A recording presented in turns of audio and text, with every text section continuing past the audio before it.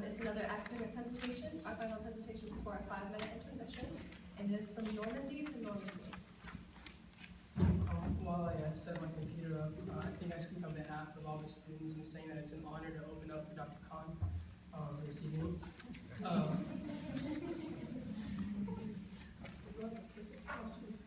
Okay. I'll try something like that. Sorry. All right. From Normandy to Normanby, a historical linguistic study into the impact of the Norman conquest on the place name of Normandy. Historia de Santo Cuthberto was written shortly after 1031 by an unknown author. Now within, it highlights the life of St. Cuthbert. Now within this document, we find a reference to this place called Normandy.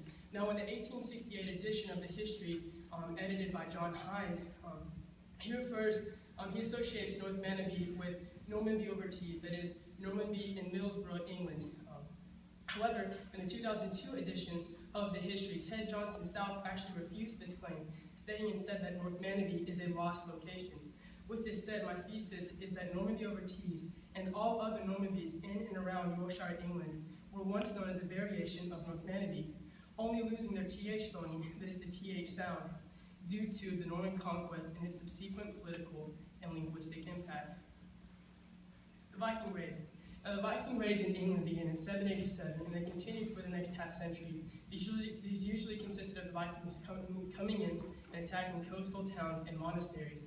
Now in 850, however, 350 Danish ships arrived on the eastern side of England and began warring across England, conquering town after town, until finally in 878 AD, King Alfred of Wessex defeated the Vikings, signed the Treaty of Wedmore, and gave the Danes what we now call the Danelaw, which was the eastern side of England. Now at the same time, in the late 8th century, the Vikings began attacking and raiding along the coast of France. This continued for the next century, and they gradually began conquering town after town, until finally in 911 AD, Rollo, king of the Vikings, signed a treaty with the king of West Francia, giving them what we now know as Normandy. Now something that we have to understand about Old English and Old Norse is that they're both descendants of a common language called Proto-Germanic. Now these languages, Old English and Old Norse, had been separate from each other for several centuries. However, when the two languages collided again, what we found was that these two languages were almost mutually intelligible, having most of the same root words. As a result, there was almost like a combination of the languages. A lot of borrowing went on, such as the word "be," which we are focusing on specifically today, which meant farm or village. Now, one thing that's important to note is that we really don't know the total impact that Old Norse had on Old English, because most of the Old English texts that we have are actually written in the West Saxon dialect, which was the dialect of Wessex, the opposite side of England.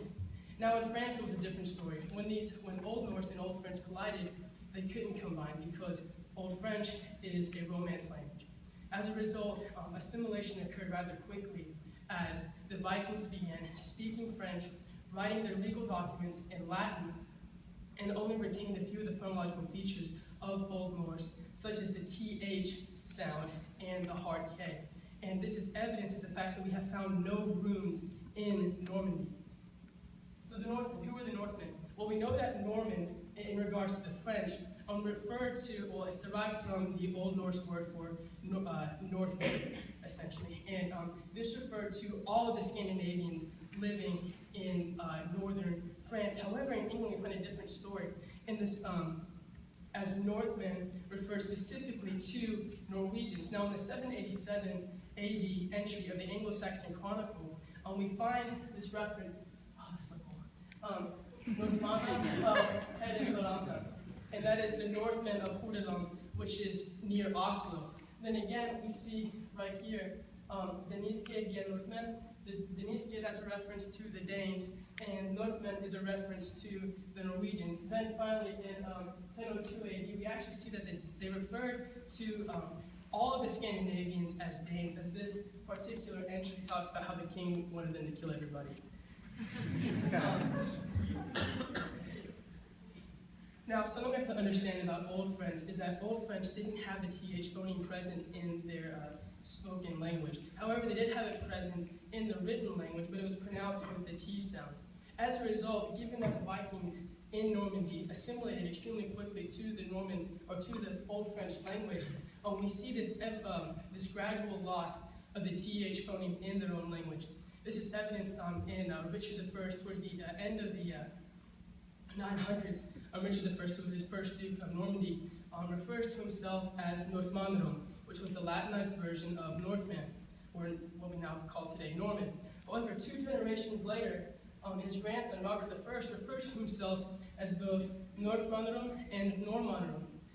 And honestly, he referred to himself more as Normanrum than Northmanrum, evidencing that the TH phoneme was already on its way out of the Norman phonology.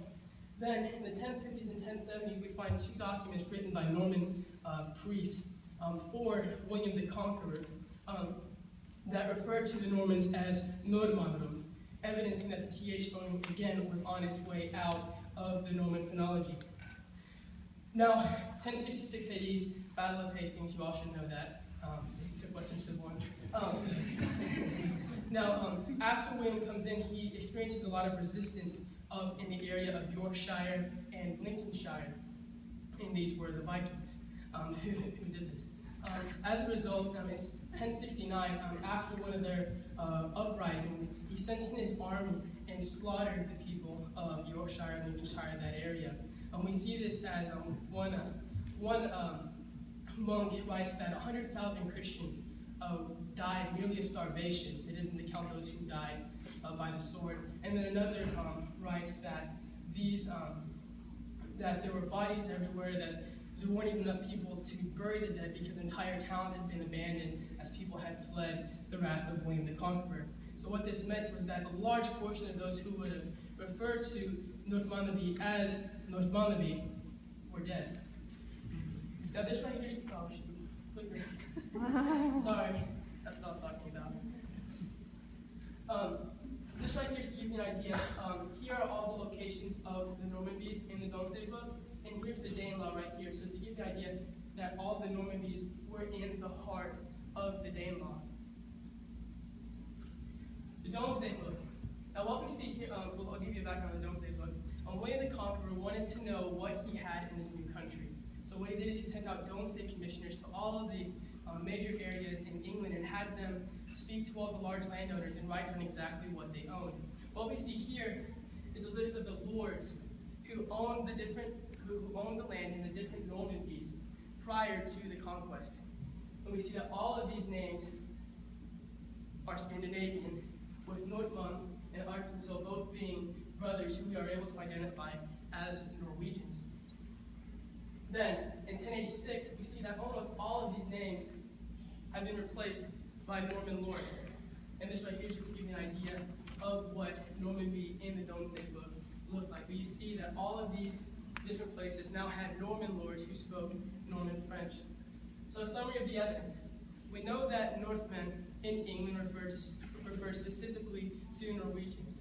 We know that through the harrying of the North, which was the massive slaughter that occurred in Yorkshire, that they lost a large amount of the population that would have pronounced it as Normandy, and then the subsequent transfer of power and land that occurred after that replaced most of these locations with Norman lords who spoke French, and given the gradual loss of the TH phoneme from the Norman phonology, it would have been linguistically easier for these Norman lords, when the Domesday commissioners came along, to simply refer to the place as Normanby because the TH phoneme